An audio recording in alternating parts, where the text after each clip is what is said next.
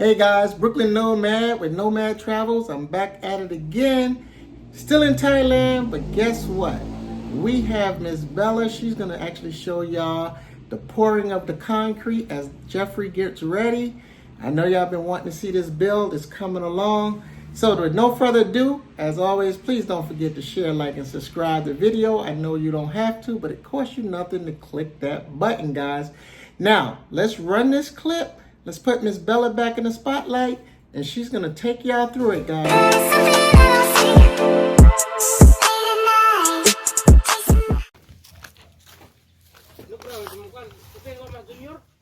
Ha? Awa deh junior? Ah, nandis ko. Naabot na man utek.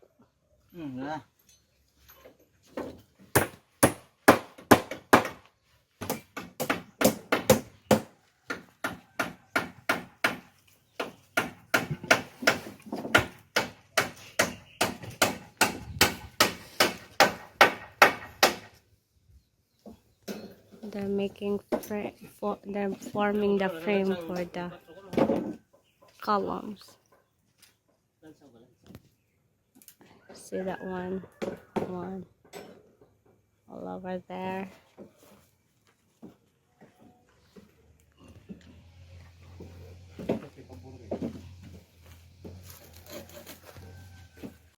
So here we go, guys. They almost done. The only thing that they haven't put the frame is the last one, that one. So but this 1, 2, 3 is already done. So tomorrow they're gonna finish this one, and then they're gonna put the cement.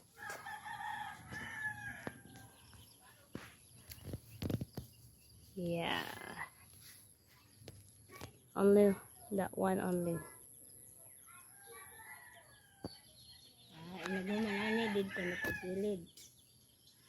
And then garden update, guys. So this is what do you call this one?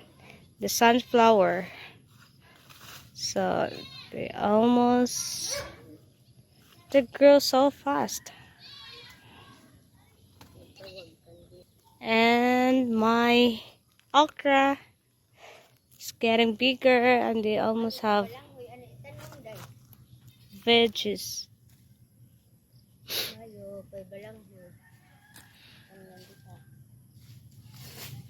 Nan naman. Wow.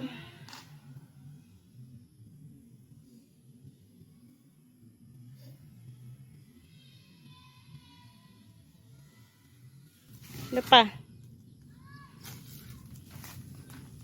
Lagay bunga.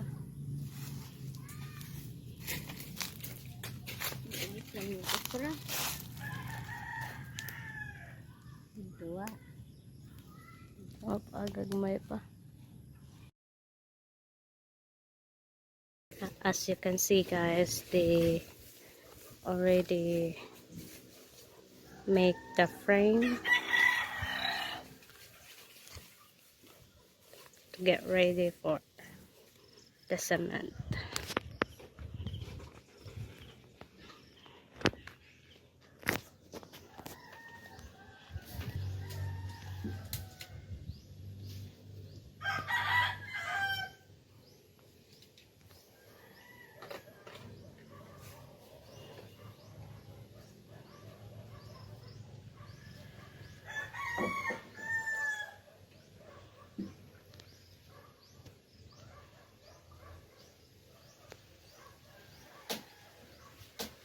So for today's video, guys, as you can see, they almost done pouring the cement.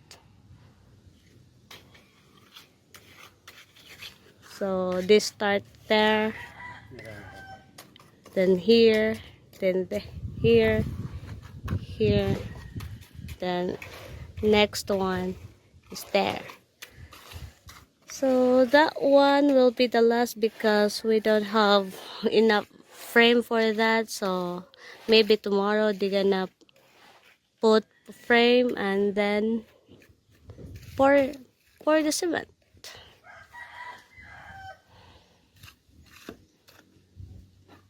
That's too fast, guys.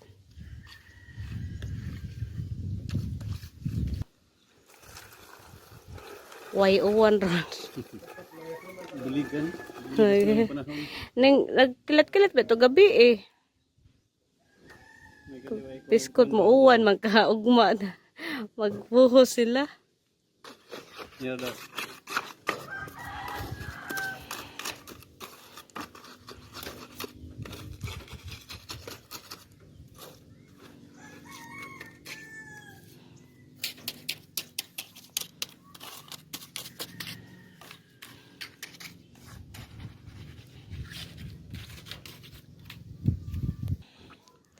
So guys, the carpenter said, I asked the carpenter if we need to buy the plywood for making the frame like that.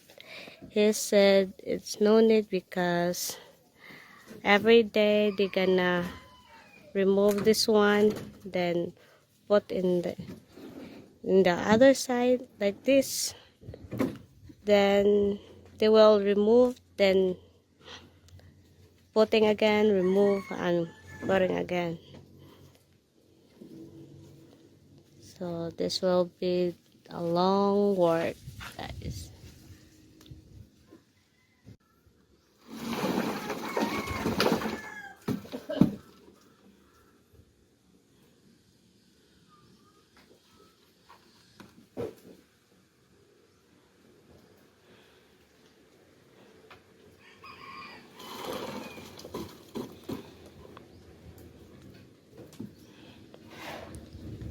This is the porch side, guys. So they almost finished in the porch.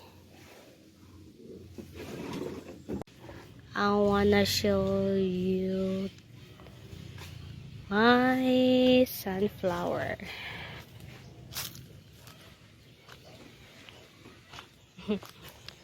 This is a sunflower that's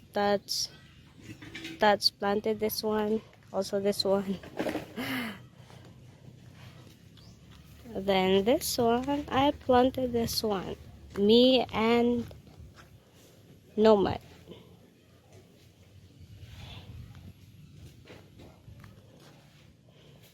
So this is all sunflower, and this is the corn is look like not good.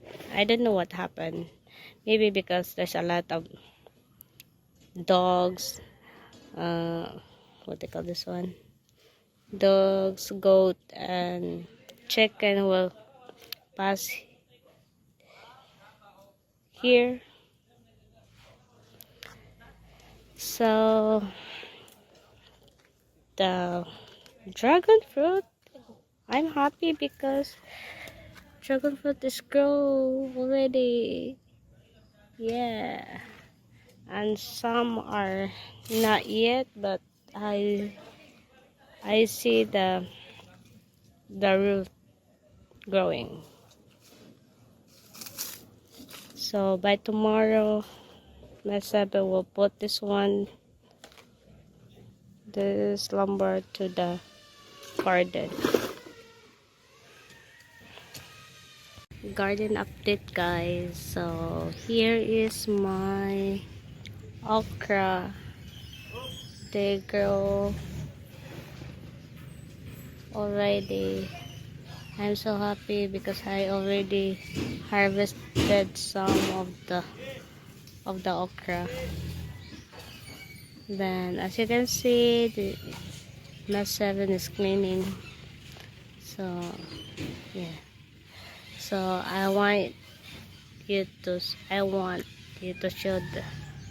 So by the way, guys, this is the 60th day of building. So this is 2 months today. 2 months.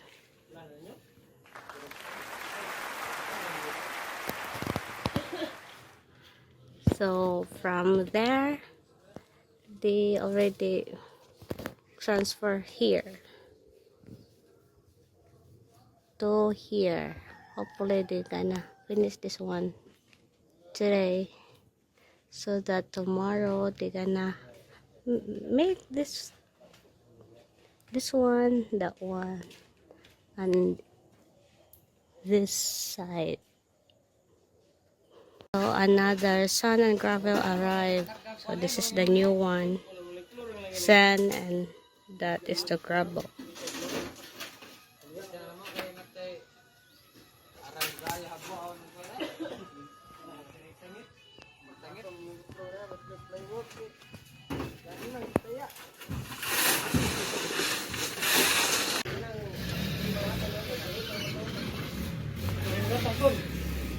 Pon. Oh. Kanibra tong sagyanan ba kay kasi pag ya. Kasi kumagi ba? Ha? Yang otik ba? Ah, ya otik ba kay dito ra ba to? Na sakitakin ra ba to? Kuha ng bato. Pilote. Tinat na na to dire. Oh, ay lang. Magawa dito ganara kay mabisita sila. So tomorrow they're gonna remove this tomorrow also, so then they will put in this side, because Nomad instructed me to leave that part. He want that part when he come. He want to witness in that part, because I think he have something planned for that part. So I just tell the carpenter to leave that part.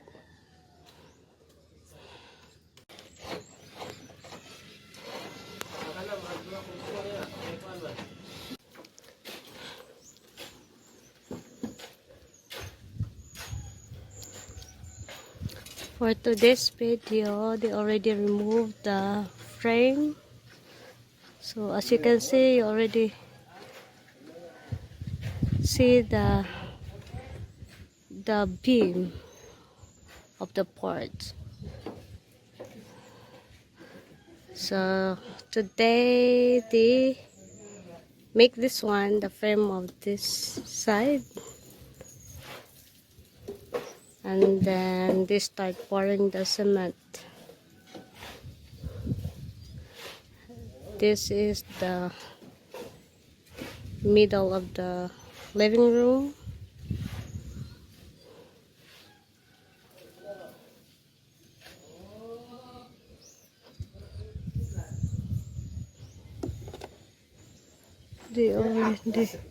This is ready for the cement. So you see the pipe there. So Nomad instructed me to put, instead of 3, he want 4 pipes. So pipe here, pipe there,